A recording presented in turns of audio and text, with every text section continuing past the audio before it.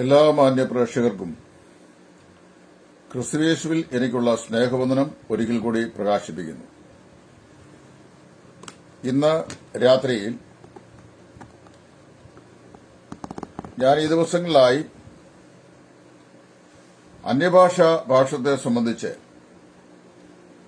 വിശുദ്ധ പുതിയ നിയമരേഖകളിൽ നിന്നും നൽകിപ്പോന്ന പഠന പരമ്പരയുടെ ഏറ്റവും ഒടുവിലത്തെ വിഷയമാണ് ഇന്ന് ഞാൻ സംസാരിക്കാൻ ആഗ്രഹിക്കുന്നത്. കഴിഞ്ഞ ദിവസങ്ങളിലൊക്കെ ഞാൻ സംസാരിച്ചപ്പോൾ ഒരു വാക്കുപോലും ഞാൻ ഈ ടങ് സ്പീക്കിംഗ് എന്ന് പറയുന്ന വിഷയത്തിന് വേദപുസ്തക പ്രകാരം പറയുന്ന വിഷയത്തിനെതിരായി ഞാൻ പറഞ്ഞിട്ടില്ല. അനുകരണത്തെയോ ഫേക്കായ എക്സ്പ്രഷനെയോ രൂക്ഷമായി ഞാൻ വിലയിരുത്തുകയോ വിമർശിക്കുകയോ ചെയ്തിട്ടുണ്ട്. എന്നാൽ ആ ബന്ധത്തിൽ ഞാൻ കരിസ്മാറ്റിക്കുകളുടെയും പെന്തക്കോസ്തുകാരുടെയും അന്യഭാഷയെ പരിഹസിക്കുന്നു എന്നുള്ള ആരോപണമാണ് എന്റെ നേരെ ശക്തമായി ഉണ്ടായത്. അതിലെ വിവേകമതികളായ എന്റെ പ്രേക്ഷകർ നിരവധി ആളുകൾ, ഈവൻ പെന്തക്കോസ്ത് വിഭാഗത്തിൽപ്പെട്ട തന്നെ ആളുകൾ എന്നെ പേഴ്സണലി വിളിക്കുകയും ദേവദാസനെ അങ്ങ് പൗലോസ് അപ്പോസ്തലൻ ഈ വിഷയത്തെക്കുറിച്ച് പറഞ്ഞിട്ടുള്ള വിഷയങ്ങളിൽ കൂടെ ഒരു എക്സ്പ്ലോറേഷൻ ചെയ്തു ഒഴികെ മറ്റൊന്നും തെറ്റായി ചെയ്തിട്ടില്ല എന്ന് പറയുകയും എന്നെ ആ നിലയിൽ ആശംസിക്കുകയും ചെയ്തിട്ടുണ്ട്. ആ കാര്യം ഞാൻ ഈ സമയത്ത് ഓർപ്പിക്കട്ടെ. അവരോട് പ്രത്യേകമായ നന്ദിയും സ്നേഹവും എനിക്കുണ്ട്. ഞാൻ ആകെ ചെയ്തത് അപ്പോസ്തലനായ പൗലോസ് ഈ പ്രതിഭാസത്തെ എപ്രകാരം വിലയിരുത്തിയിരിക്കുന്നു എന്നുള്ള ക്രമബദ്ധമായ ഒരു പഠന പരമ്പരയാണ്. അതിന് വേണ്ടുന്ന എല്ലാ വാക്യാംശങ്ങളും പ്രയോരി പോസ്റ്റീരിയോരി പെർസ്പെക്റ്റീവിലുള്ള വിശദാംശങ്ങളും അതിന്റെ സായുക്തിയുമാകുന്ന കൺക്ലൂഷനും ഞാൻ എന്റെ അവതരണത്തിൽ പ്രസ്താവിച്ചു എന്ന് ഞാൻ വിശ്വസിക്കുന്നു. ഞാൻ അങ്ങനെ പറഞ്ഞു വന്നപ്പോൾ അതിനെ വ്യത്യസ്തമായ തലങ്ങളിൽ വീക്ഷിക്കുകയും പ്രജുഡീസസ് മനസ്സിൽ വെച്ചിട്ട് എന്റെ സ്പീച്ചസിനെ വിലയിരുത്തുകയും ചെയ്ത ആളുകൾക്ക് അതൊരു പ്രയാസമായി പലർക്കും തോന്നിയിട്ടുണ്ടാകാം. എന്നാൽ വചനത്തെ വചനമായി ചിന്തിക്കുകയും പഠിക്കുകയും ചെയ്യുന്ന ആളുകൾക്ക് അത് പ്രയാസമായി തോന്നുകയോ ഒരു ബുദ്ധിമുട്ടായി തോന്നുകയോ ചെയ്തിരുന്നു മാത്രമല്ല, അത് അവരുടെ പഠനത്തിന് കുറെ കൂടെ പ്രയോജനകരമായ തെളിവായി ലഭിച്ചു എന്നാണ് അവർ അഭിപ്രായപ്പെടുന്നത്. ഞാൻ ഇന്ന് ഒരു ചെറിയ ലേഖനം ഞാൻ ഇട്ടിട്ടുണ്ടായിരുന്നു. എന്റെ ബ്രദറൻ സോള സ്ക്രിപ്ചറ എന്ന് പറയുന്ന ഫേസ്ബുക്ക് പേജിലും അതുപോലെ ബ്രദറൻ ബൈബിൾ റിസർച്ച് ഫേസ്ബുക്ക് പേജിലും. അതിൽ ചരിത്രപരമായൊരു വിഡിത്തം എന്നാണ് എന്റെ ടൈറ്റിൽ ഞാൻ കൊടുത്തിരിക്കുന്നത്. ഹിസ്റ്റോറിക്കൽ സ്റ്റുപ്പിഡിറ്റി, ചരിത്രപരമാകുന്ന ഒരു വിഡിത്തം. അത് ഒരു സഹോദരൻ പറഞ്ഞതാണ്. ഞാൻ അദ്ദേഹത്തിന്റെ പേരും ഒന്നുകൂടെ പ്രസ്താവിക്കാൻ ആഗ്രഹിക്കുന്നില്ല. അദ്ദേഹം പറഞ്ഞു എഴുതിയത് ഇവിടെ കിടപ്പുണ്ട്. അന്യഭാഷയിൽ സഭയിൽ പൊതുവായി ഉച്ചത്തിൽ സംസാരിച്ചാൽ പോലും അത് ദൈവത്തോട് സംസാരിക്കുന്നതാണെന്നും അന്യഭാഷയിൽ സംസാരിക്കുന്നത് ദൈവത്തിന് മാത്രമേ മനസ്സിലാകുകയുള്ളൂ, അല്ലെങ്കിൽ വ്യാഖ്യാനി ഉണ്ടായിരിക്കണം എന്നുമാണ് ഇപ്പോൾ അദ്ദേഹം തിരുത്തിയിരിക്കുന്നത്.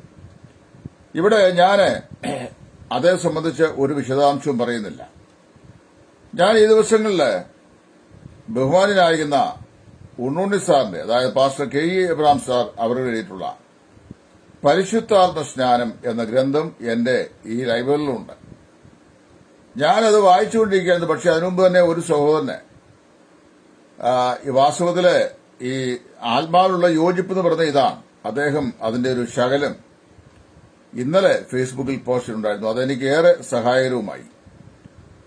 Pastor K E Abraham sir ആണല്ലോ ബഹുമാനായ സൈമൺ സാറുമായി സഹകരിച്ച് പ്രവർത്തിച്ചുകൊണ്ടിരിക്കുന്ന കാലഘട്ടങ്ങളിൽ തനിക്ക് പരിശുദ്ധാത്മാവിന്റെ പ്രത്യേകമാകുന്ന ഒരു പ്രകാശനം ലഭിക്കുകയും ആ പ്രകാശന അനുഭൂതിയിൽ അദ്ദേഹം അന്യഭാഷയിൽ സംസാരിക്കുകയും ചെയ്തതായി അവകാശപ്പെടുകയും അങ്ങനെ അദ്ദേഹം സ്ഥാപിച്ച സഭയുടെ വിശ്വാസികളുടെ വിശ്വാസ പ്രമാണത്തിന്റെ അനിശ്ചിതമായിരുന്ന ഭാഗമായി അന്യഭാഷ ഭാഷണം പിൽക്കാലത്ത് അവരുടെ വിശ്വാസ പ്രമാണത്തിൽ സ്ഥാനം പിടിക്കുകയും ചെയ്തത്.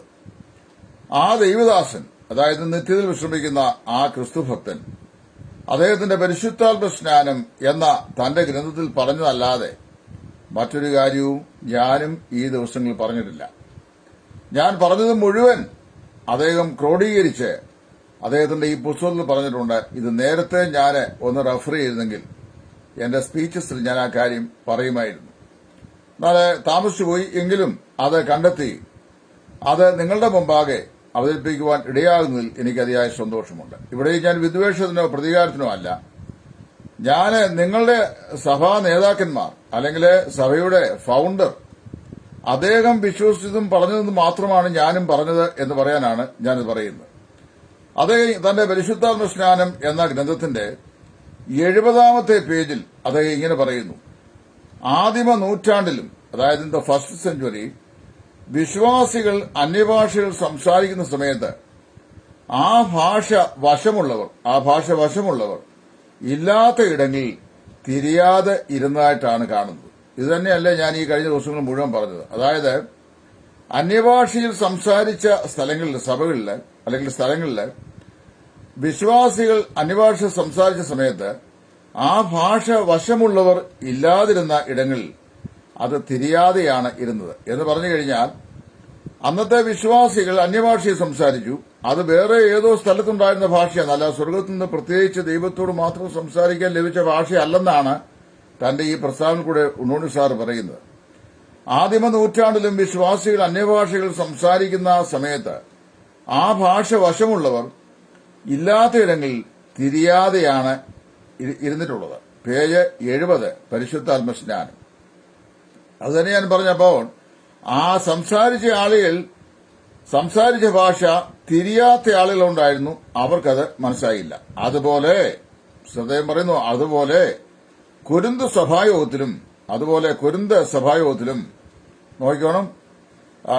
കൊരിന്ത് സഭായോഗത്തിലും എന്തോ സംഭവിച്ചു? അദ്ദേഹം പറയുന്നു,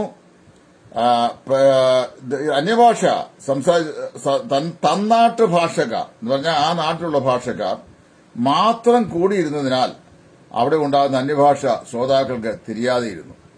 എന്ന് പറഞ്ഞാൽ കൊരിന്തിലെ വിശ്വാസികൾ കൊരിന്ത്യൻ ഭാഷ സംസാരിക്കുന്നവരായിരുന്നു. ആ നാട്ടിലുള്ള ആളുകൾ മാത്രം കൂടിയവരായതുകൊണ്ട് അവരുടെ ഇടയിൽ സംസാരിച്ച അന്യഭാഷ അവർക്ക് തിരിയാതെ പോയി, അല്ലെങ്കിൽ മനസ്സിലാകാതെ പോയി. എന്ന് പറഞ്ഞു കഴിഞ്ഞാൽ പാസ്റ്റർ കെ എബ്രഹാം സാർ പറയുന്നതിന്റെ സാരം ഇതാണ്: അന്യഭാഷകളിൽ അവർ സംസാരിച്ചത് സ്വർഗത്തിൽ നിന്ന് ദൈവം പ്രത്യേകമായി ഭൂമിയിൽ ആർക്കും മനസ്സിലാക്കാൻ കഴിയാത്തതായി നൽകിയൊരു ഭാഷയായിരുന്നില്ല, മറിച്ച് ഭൂമിയിൽ എവിടെയോ ഉണ്ടായിരുന്ന ഭാഷയാണ്. ആ ഭാഷ അവിടെ ഉണ്ടായിരുന്ന ആളുകൾക്ക് അത് മനസ്സിലായില്ല. കാര്യം തന്നാട്ടുകാരായ ആളുകൾ, അതുപോലെ കൊരിന്ത് സഭായോഗത്തിലും തന്നാട്ട് ഭാഷക്കാർ മാത്രം കൂടിയിരുന്നതിനാൽ അവിടെ ഉണ്ടാകുന്ന അന്യഭാഷ ശ്രോതാക്കൾക്ക് തിരിയാതെയിരുന്നു. പേജ് നമ്പർ 80, പരിശുദ്ധാത്മ സ്നാനം by pastor K E Abraham. അടുത്ത വീണ്ടും അദ്ദേഹം പറയാണ്, മറുഭാഷ തിരിയുന്നില്ല എന്ന് പൗലോസ് എഴുതിയതും, അതായത് മറുഭാഷ കേൾക്കുന്നത് ആരും തിരിച്ചറിയുന്നില്ലോ എന്ന് പൗലോസ് എഴുതിയതും, തിരിഞ്ഞു എന്ന് ലൂക്കോസ് എഴുതിയതും, പ്രവൃത്തിയുടെ പുസ്തകത്തില് ലൂക്കോസ് എഴുതിയതും രണ്ടും ഒന്ന് തന്നെയാണെന്ന് ഇങ്ങനെ വ്യക്തമാക്കിയിരിക്കുന്നു. ഇത് ഞാൻ എഴുതിയ കാര്യമല്ല, ബഹുമാനായ ഉണ്ണോണി സാർ എഴുതിയിരിക്കുന്ന വിഷയമാണ്. അതായത് സംസാരിക്കുന്ന ഭാഷ അറിയാവുന്നവർ ശ്രോതാക്കളിൽ ആരെങ്കിലും ഉണ്ടായിരുന്നെങ്കിൽ അവർക്ക് ഇവർ സംസാരിച്ച ഭാഷ തിരിയുകയും അല്ലാത്തവർക്ക് തിരിയാതിരിക്കുകയും ചെയ്യും. ഒന്നുകൂടെ ശ്രദ്ധിച്ചു കേട്ടു. സംസാരിക്കുന്ന ഭാഷ അറിയാവുന്നവർ ശ്രോതാക്കളിൽ ആരെങ്കിലും ഉണ്ടെങ്കിൽ അവർക്ക് തിരിയുകയും അല്ലാത്തവർക്ക് തിരിയാതിരിക്കുകയും ചെയ്യും. എന്ന് പറഞ്ഞാൽ നിങ്ങളിങ്ങനെ ചിന്തിക്കുക, ഞാൻ അന്ന് ജീവിച്ചിരിക്കുകയും ഞാൻ കൊരിന്ത് സഭയിൽ ചെല്ലുകയും കൊരിന്ത് സഭയിൽ ചെന്നിട്ട് ഞാൻ മലയാളത്തിൽ ഒരു നല്ല മലയാള ഭാഷയിൽ സംസാരിക്കുകയും ചെയ്ത് ചിന്തിക്കുക. ദൈവിക ആലോചനയാണ് പറഞ്ഞത്. അങ്ങനെ ഞാൻ പറഞ്ഞ ഭാഷ അവിടെ ചില മലയാളികളുണ്ടായിരുന്നു, അവർക്കെല്ലാം ഞാൻ പറഞ്ഞത് വ്യക്തമായി മനസ്സിലായി. എന്നാൽ മലയാളികളല്ലാത്ത കൊരിന്തിലായിരിക്കുന്ന ആൾക്കാർക്ക് ഞാൻ പറഞ്ഞത് മനസ്സിലായില്ല. അങ്ങനെയുള്ള സാഹചര്യങ്ങൾ എന്ത് ചെയ്യണം? വ്യാഖ്യാനിച്ചു കൊടുത്താൽ മാത്രമേ അത് മനസ്സിലാക്കാൻ കഴിയുള്ളൂ എന്നാണ് ഇവിടെ ഉണ്ണോണി സാർ പറയുന്നത്. സംസാരിക്കുന്ന ഭാഷ അറിയാവുന്ന ശ്രോതാക്കളിൽ ആരെങ്കിലും ഉണ്ടെങ്കിൽ അവർക്ക് തിരികെയും അല്ലാത്തവർക്ക് അത് തിരിയാതിരിക്കുകയും ചെയ്യും. പെന്തക്കോസ്ത് ദിവസത്തിലും ആദിമ നൂറ്റാണ്ടിലെ മറ്റ് സന്ദർഭങ്ങളിലും ഈ വിധത്തിലാണ് മറുഭാഷ ഉണ്ടായിട്ടുള്ളത്. ശ്രദ്ധിച്ചു കേൾക്കുക. ആദിമ നൂറ്റാണ്ടിലും പെന്തക്കോസ്ത് ദിവസത്തിലും മറ്റു സന്ദർഭങ്ങളിലും, അപ്പൊ എന്ന് പറഞ്ഞാൽ പ്രവൃത്തിയുടെ പുസ്തകം 2-ാം അധ്യായത്തിലും, അതുപോലെ ആദിമ നൂറ്റാണ്ടുകളിലുള്ള സഭയിലും, പിന്നെ മറ്റ് സന്ദർഭങ്ങളിലും ഈ വിധത്തിലാണ് മറുഭാഷ ഉണ്ടായിട്ടുള്ളത്. എന്ന് പറഞ്ഞാൽ അതിന്റെ അർത്ഥം എന്താ അറിയാവോ? പ്രവൃത്തിയുടെ പുസ്തകം 2-ാം അധ്യായത്തിൽ സംസാരിച്ചവരുടെ കൂട്ടത്തിലും, പിന്നീട് ആദിമ നൂറ്റാണ്ടിലെ സഭകളിൽ സംസാരിച്ചവരും, മറ്റിതര സന്ദർഭങ്ങളിൽ അന്യഭാഷ സംസാരിച്ചത് യഥാർത്ഥ ഭൂമിയിലുള്ള ഭാഷയാണെന്നും, ആ ഭാഷ മനസ്സിലാകുന്ന ആരെങ്കിലും ഈ കേൾവിക്കാരെ ഉള്ളുണ്ടായിരുന്നെങ്കിൽ അവർക്ക് നേരിട്ട് മനസ്സിലായെന്നും, അല്ലെങ്കിൽ അത് വ്യാഖ്യാനിച്ച് മനസ്സിലാക്കപ്പെട്ടുവെന്നുമാണ് പാസ്റ്റർ കെ എബ്രഹാം സാർ പറയുന്നത്. പേജ് നമ്പർ 84, പരിശുദ്ധാത്മ സ്നാനം. നോക്കുക, കൊരിന്ത് സഭയിലെ അന്യഭാഷ ലോകത്തിൽ ആർക്കും തിരിയാത്ത വിധത്തിലുള്ള വെറും ഹർഷോന്മാദ ശബ്ദമായിരുന്നു എന്ന് പറയുന്ന ഇന്നത്തെ വിശ്വാസികൾക്ക് സുബോധം ലഭിക്കേണ്ടതിന് അന്യഭാഷയിൽ വിശ്വസിക്കുന്ന നിങ്ങൾ പറയുന്ന നിങ്ങളുടെ തലതൊട്ടപ്പനാകുന്ന ബഹുമാനിയ കെ എബ്രഹാം സാറിന്റെ പരിശുദ്ധാത്മാവ് എന്ന് പറയുന്ന പുസ്തകത്തിന്റെ വിവിധ പേജുകളിൽ നിന്നാണ് ഞാനിപ്പോൾ നിങ്ങളെ വായിച്ച് കേൾപ്പിച്ചത്. എന്റെ സൃഷ്ടിയല്ല. അപ്പൊ ഈ പുസ്തകം എന്റെയിലുള്ളതിനേക്കാൾ നിങ്ങൾക്ക് എല്ലാവർക്കുമുണ്ട്. അതായത് പെന്തക്കോസ്ത് വിശ്വാസികൾക്ക് എല്ലാവർക്കുമുണ്ട്. ഞാൻ ഈ കഴിഞ്ഞ കാലങ്ങൾ മുഴുവൻ കണ്ടക്ഷോപം ചെയ്തതും അതുതന്നെയാണ്. സംസാരിക്കുന്നവന് സംസാരിക്കുന്ന ഭാഷ, താൻ സംസാരിക്കുന്നത് മനസ്സിലാക്കാൻ കഴിയുന്ന ഏതെങ്കിലും ഭാഷ, ഈ ഭാഷ മനസ്സിലാക്കാൻ കഴിയുന്ന ആരെങ്കിലും അവിടെ ഉണ്ടെങ്കിൽ അവർക്ക് മനസ്സിലാകുന്നു, അല്ലാത്തവർക്ക് മനസ്സിലാകാതിരിക്കുന്നു. പെന്തക്കോസ്തിനാളിലും ആദിമ നൂറ്റാണ്ടിലും മറ്റിതര സന്ദർഭങ്ങളിലും മറുഭാഷ ഉണ്ടായത് ഇങ്ങനെയാണെന്ന് പറയുമ്പോൾ directly Pastor K. Abraham sir is implicating that those who had spoken in tongues in those days, they were speaking not glossolalia but the xenoglossy. അതായത് ഗ്ലോസാലാലിയ ആകുന്ന ജൽപ്പനങ്ങളല്ല, മറിച്ച് xenoglossy ആകുന്ന existing languages somewhere else in the world, unknown to the speaker but enabled to speak out instantly. ലോകത്തിന്റെ ഏതെങ്കിലും ഭാഗത്ത് ഉണ്ടായിരുന്നതും സംസാരിക്കുന്നവന് നേരത്തെ മുൻകൂട്ടി പഠിച്ചിട്ടില്ലാത്തതും എന്നാൽ പെട്ടെന്ന് ആ ഭാഷ ഫ്ലുവൻലി സംസാരിക്കാൻ പരിശുദ്ധാത്മാവിനാൽ പ്രാവീണ്യത ലഭിച്ചതുമായ ലോക ഭാഷയായിരുന്നു മറുഭാഷയായി ലഭിച്ചിരുന്നത് എന്നാണ് പറയുന്നത്. ഞാൻ പറയുന്നത് ഇത് തന്നെയാണ്. ഞാൻ ഇത്രയും നാളും പറഞ്ഞതും ഇനിയും പറഞ്ഞുകൊണ്ടിരിക്കുന്നതും മേലാൽ പറയുന്നത് തന്നെയാണ്. ഇന്നുകൊണ്ട് ഞാൻ ഈ വിഷയത്തിന് ഇവിടെ വിരാമമിടുകയാണ്. അത് എന്താ വെച്ചാൽ ഇത് ക്ലിയർ ആക്കാൻ വേണ്ടി ഞാനിത് വന്നെന്നുള്ളേ ഉള്ളൂ. കാരണം എന്നോട് പലരും പറഞ്ഞു, ഇനി ഈ അമരകോശം ഇവരുടെ മുമ്പാകെ വായിച്ചിട്ട് യാതൊരു പ്രയോജനമില്ല എന്ന്. അതുകൊണ്ട് നിങ്ങൾക്കിത് ബോധ്യപ്പെടാൻ വേണ്ടി ഞാൻ ഈ വിഷയം നിങ്ങളുടെ തലതൊട്ടപ്പൻ പറഞ്ഞു തന്നെ വായിച്ചു കേൾപ്പിക്കുകയാണ്. അപ്പോൾ ഒരു വസ്തുത മനസ്സിലായി.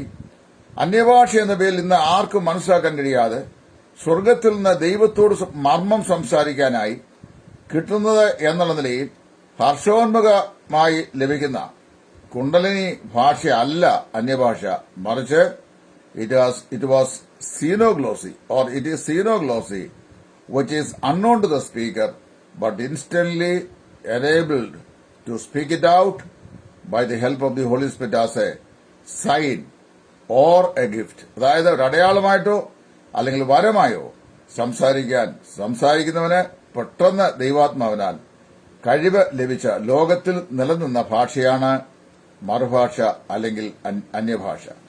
ഇന്ന് കേൾക്കുന്ന ഹർഷോന്മാദകമാകുന്ന ഈ ജൽപ്പനങ്ങൾ എന്ന് പറയുന്നത് അത് ഭാഷയല്ല എന്ന് നേരിട്ട് പറയുന്നതിന് വ്യത്യസ്തമായ ഒരു അവതരണത്തിലൂടെ എന്താണ് മറുഭാഷ ബൈബിൾ പെന്തക്കോസ്തിനാളിന് ശേഷമുള്ള 1-ാം നൂറ്റാണ്ടിലും മറ്റിതര സന്ദർഭങ്ങളിലും സഭയിൽ അല്ലെങ്കിൽ വെളിയിൽ സംസാരിക്കപ്പെട്ട മറുഭാഷ എന്താണെന്ന് പാസ്റ്റർ കെ എബ്രഹാം സാർ അദ്ദേഹത്തിന്റെ ഈ പുസ്തകത്തിൽ വ്യക്തമാക്കുകയാണ്.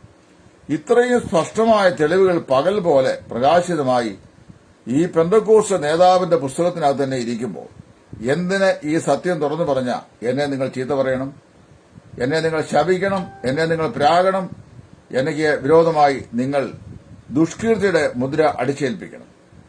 ഒരിക്കലും അതിന്റെ ആവശ്യമില്ല. ഇപ്പൊ പൊളിഞ്ഞല്ലോ സംഗതി. അതായത് ആർക്കും മനസ്സിലാക്കാൻ കഴിയാത്ത ഭാഷയ ദൈവത്തിന് മാത്രമേ അന്യഭാഷ മനസ്സിലാകുള്ളൂ എന്ന് പറഞ്ഞ ആ വിഷയം തെറ്റി.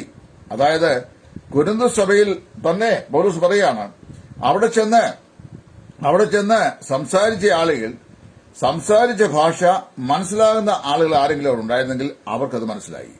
മനസ്സിലാക്കാൻ കഴിയാത്തവർക്ക് അത് മനസ്സിലായില്ല. എത്ര വ്യക്തമായ കാര്യം. നീ മനസ്സിലാക്കാൻ കഴിയാത്തവർക്ക് വേണ്ടി എന്ത് ചെയ്യണം? വ്യാഖ്യാനി ഉണ്ടെങ്കിൽ അത് വ്യാഖ്യാനിച്ചു കൊടുക്കണം. ഇനിയും മനസ്സിലാക്കാൻ കഴിയാത്തവരുടെ മുമ്പാകെ മനസ്സിലാക്കാൻ കഴിയാത്ത അന്യഭാഷയിൽ എന്ത് ചെയ്യരുത്? സംസാരിക്കരുത് എന്നാണ് ഇതിന്റെ അർത്ഥം. ഇപ്പൊ ഞാൻ ഇവിടുന്ന് നേരെ കൊറിയയിലേക്ക് പോകാൻ ചിന്തിക്കുക. ഇനി കൊറിയ അല്ലെങ്കിൽ ആഫ്രിക്കയിലെ ഏതെങ്കിലും ഒരു, കൊറിയ വേണ്ട, കൊറിയയിലൊക്കെ ഒരുപാട് ആളുകൾ ഇംഗ്ലീഷ് സംസാരിക്കുന്നവരുണ്ട്. ഞാൻ ഇവിടുന്ന് ആഫ്രിക്കയിലേക്ക് പോയി. എനിക്ക് വലിയൊരു ആഗ്രഹമാണ് ആഫ്രിക്കയിൽ, അതായത് ഈ സെൻട്രൽ ആഫ്രിക്കയിൽ ഒന്ന് പോയി അവിടെയുള്ള സാധുക്കളായ ആളുകളുടെ കുറെ നാളുകൾ ഒന്ന് താമസിച്ച് ഒരു സുവിശേഷ പ്രവർത്തനം ചെയ്യണമെന്ന് ഏറെ നാളുകളായി എനിക്ക് ആഗ്രഹമുണ്ട്. ഞാൻ പ്രാർത്ഥിച്ചുകൊണ്ടിരിക്കുക, ദൈവം അനുകൂല സാധ്യത ഞാൻ പോകും. അല്ല മറ്റേതെങ്കിലും വികസിത രാജ്യങ്ങളിൽ പോകുന്നതിനെക്കുറിച്ചല്ല പറഞ്ഞത്, ആഫ്രിക്കയിൽ പോകുന്നതിനെക്കുറിച്ച്. വളരെ സന്തോഷം. ഞാൻ അവിടുത്തെ ക്ലൈമറ്റും അവിടുത്തെ ആളുകളുടെ ദരിദ്രമായ അവസ്ഥയും ആളുകൾ വചനം കേൾക്കാനുള്ള കുഞ്ഞുങ്ങളുടെയും മറ്റും ദാഹമൊക്കെ ഈ ദിവസങ്ങളിൽ ഈ യൂട്യൂബ് വഴി കാണുമ്പോൾ എന്റെ ഹൃദയത്തിൽ അങ്ങനൊരു ആവേശം ദൈവാത്മാവ് തരുന്നുണ്ട്. ഞാൻ പ്രാർത്ഥിച്ചുകൊണ്ടിരിക്കുകയാണ്, കർത്താവ് അതിനനുവദിച്ചാൽ ഞാൻ പോകുക തന്നെ ചെയ്യും. ആയുസ് ആരോഗ്യം തരുമെങ്കിൽ, അനുകൂല സാഹചര്യം തരുമെങ്കിൽ. അപ്പോൾ അവിടെ ഞാൻ ആഫ്രിക്കയിൽ ചെല്ലുമ്പോൾ ആഫ്രിക്കയിൽ ഒരുപാട് ട്രൈബൽ പീപ്പിൾ ഉണ്ട്. ആയിരക്കണക്കിന് ട്രൈബ്സ് അവിടെ ഉള്ളത്. ഓരോ ട്രൈബ്സിനും അവരുടെ ട്രൈബൽ ലാംഗ്വേജ് ഉണ്ട്. അപ്പൊ ഞാൻ അവിടെ ചെല്ലുമ്പോൾ ഞാൻ ഈ ട്രൈബുകളുടെ ഇടയിൽ ചെന്ന് ഞാൻ എന്റെ മലയാള ഭാഷയിലോ അല്ലെങ്കിൽ ഇംഗ്ലീഷ് ഭാഷയിലോ ദൈവത്തിന്റെ വൻ കാര്യങ്ങളെ സംസാരിച്ചു എന്ന് പറഞ്ഞാൽ ദൈവം അതിന് സംസാരിച്ചു. അപ്പോൾ അതിനിടയിൽ 1-2 ട്രൈബൽസിനെ ഞാൻ സംസാരിച്ച് ഇംഗ്ലീഷ് മനസ്സിലാക്കാൻ കഴിയുള്ള ഒരാളുണ്ടായിരുന്നു. ആ ട്രൈബൽസ് ഞാൻ പറഞ്ഞത് മനസ്സിലാക്കി. പക്ഷേ 98% ട്രൈബൽസ്, അവർക്ക് ഈ ഇംഗ്ലീഷ് എന്താണെന്ന് അറിയാൻ വയ്യാത്തവർക്ക് ഞാൻ പറഞ്ഞത് മനസ്സിലായില്ല. അതുകൊണ്ട് എന്ത് ചെയ്യണം? ഞാൻ പറഞ്ഞ ഈ ഇംഗ്ലീഷ് ഭാഷ ആ ട്രൈബൽ ആളുകൾക്ക് വ്യാഖ്യാനിച്ചു കൊടുക്കാൻ വ്യാഖ്യാനി അവിടെ ഉണ്ടായിരിക്കണം. വ്യാഖ്യാനി ഇല്ലെങ്കിൽ എന്ത് ചെയ്യരുത്? ഞാൻ ആ ഭാഷ അവിടെ സംസാരിക്കരുത് എന്നാണ് ഈ പറഞ്ഞതിന്റെ സാരം.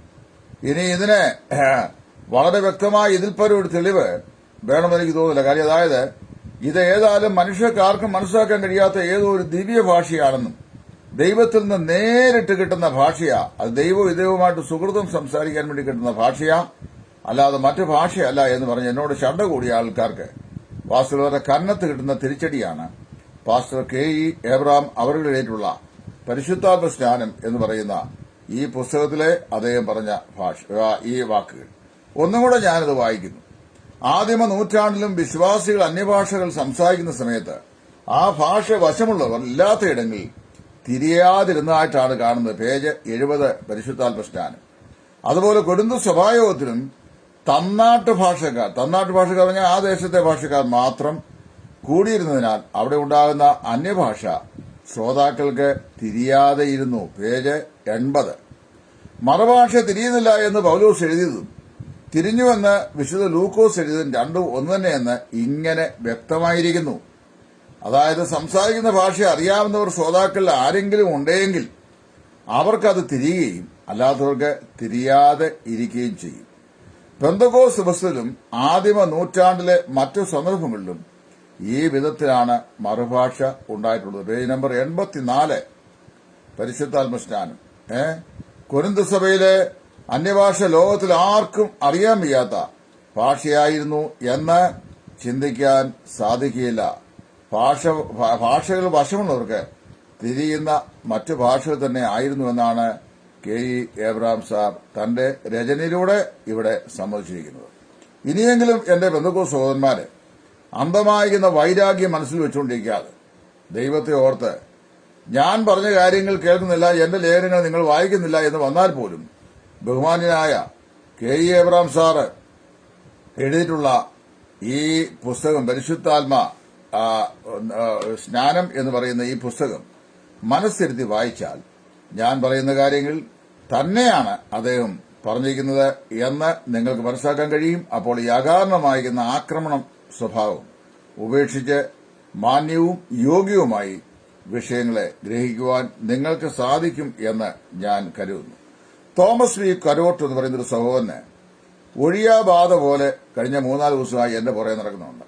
അത് ഇപ്പോഴും വന്നിട്ടുണ്ട്. അദ്ദേഹം പറയുന്നതിനെല്ലാം ഞാൻ ഉത്തരം കൊടുത്തുകൊണ്ടിരിക്കണം.